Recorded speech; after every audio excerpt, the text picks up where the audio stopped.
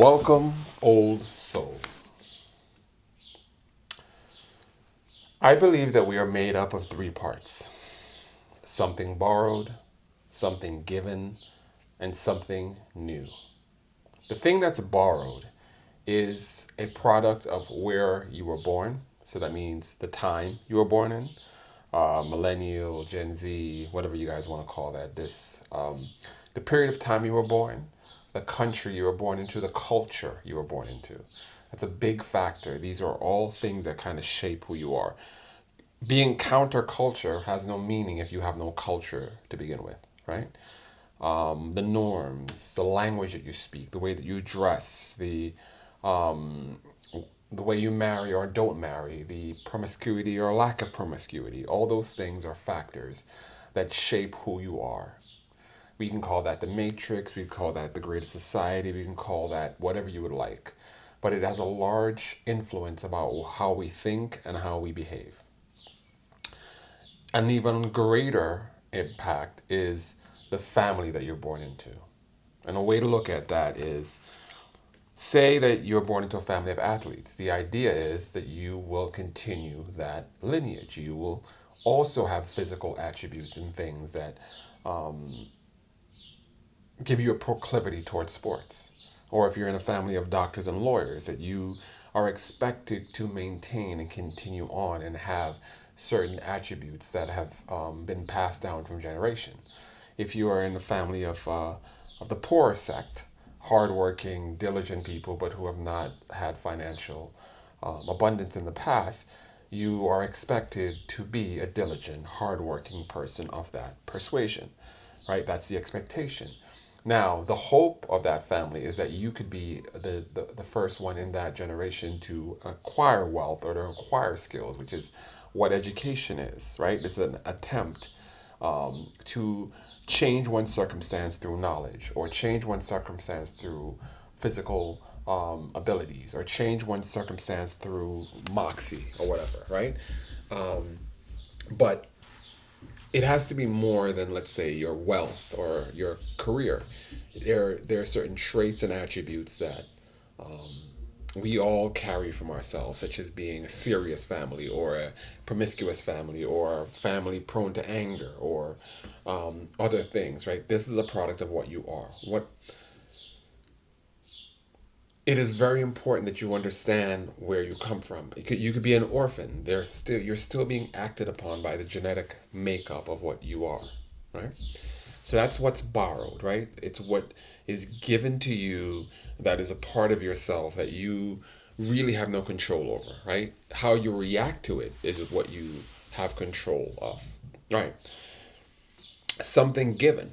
So the universe, God, nature itself has provided you with unique abilities that only you have, whether it's an amazing sense of humor or an ability to charm other people or a mind for numbers or an eclectic memory or a beautiful singing voice or a talent for jumping high or an ability to keep your friends at ease.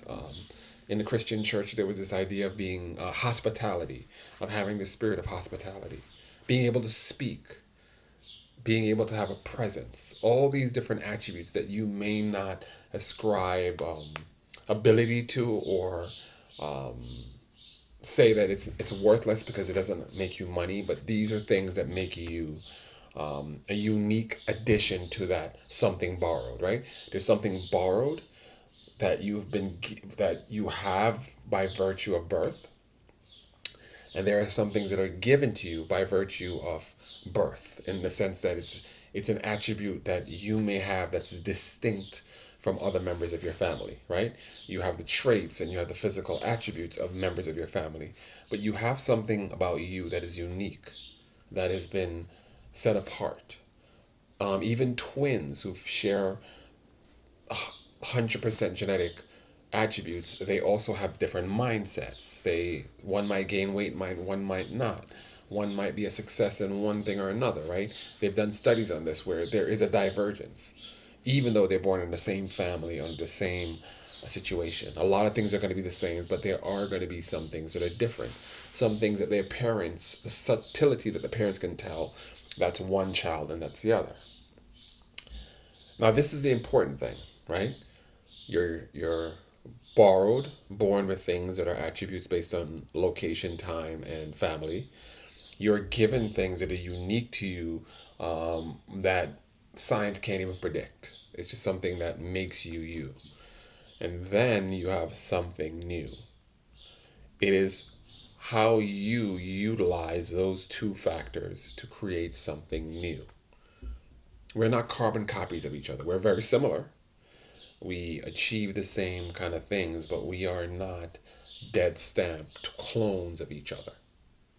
What makes one child living in the same environment or the same rules become an Ivy League success, and another child become an alcoholic, what we would consider someone who's failed in life, or what would make one be a free spirited traveling across Europe backpacking, and one who has a steady family with steady resources and who is the pride of the family. What changes those things? It is a combination of how they react to the things that they've been given, the specific gifts and talents that they have, and the something new. And what I've been advocating for a period of time for everyone that's um, watching my channel or who's watching it now is that you need to find out that something new. Because although you are a product of your family and your nation and your physical location and the culture that um, is a big part of yourself. And although you have certain skills and talents, such as writing, reading, whatever that is, that you might lean on and say, well, I'm great at music, so I have to be a singer. There is that unique thing about you. And I think the greatest um, focus of life is to discover that something new. What do you bring to your family, to your nation, to the physical location, to the culture, that you can bring to bear onto the talent that you already have? I think that is the focus. Who are you? Not when you are stripped of all these things, but when you combine it and you mix up that soup. What is that new version of you? That is the mission. That is what I think is of primary importance.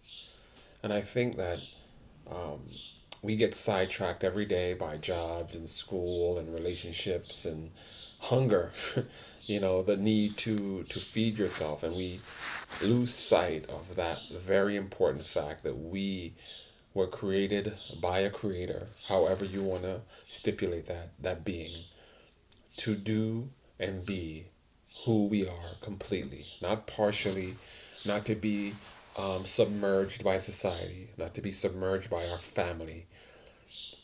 But I think that our soul's purpose is tied in something borrowed, something given, and within that mix, something new. I would argue that there's a way that we deal with it. You can either accept what's been borrowed, accept that you're in this lineage, in this time, and in this place, and those strictures that are upon you, you can look at them as chains that tie you down, or you can see it as an opportunity to be free. You can look at the talents you've been given and think that God has somehow pigeonholed you into being a musician, which, although you enjoy, does not encompass every aspect of yourself. Or you can see it as an opportunity for you to create something new. If you understand that combination of things, then you will live an extraordinary life. This is not enough time to expand on that, but I want you to think about in what ways have you rebelled against what was given to you, what was borrowed. In trying to make something new, you've rejected what you are. It is not meant to be thrown away. It is meant to be embraced and to be transformed. And I would like you to live a transformed life. Be blessed, my friends. Be blessed.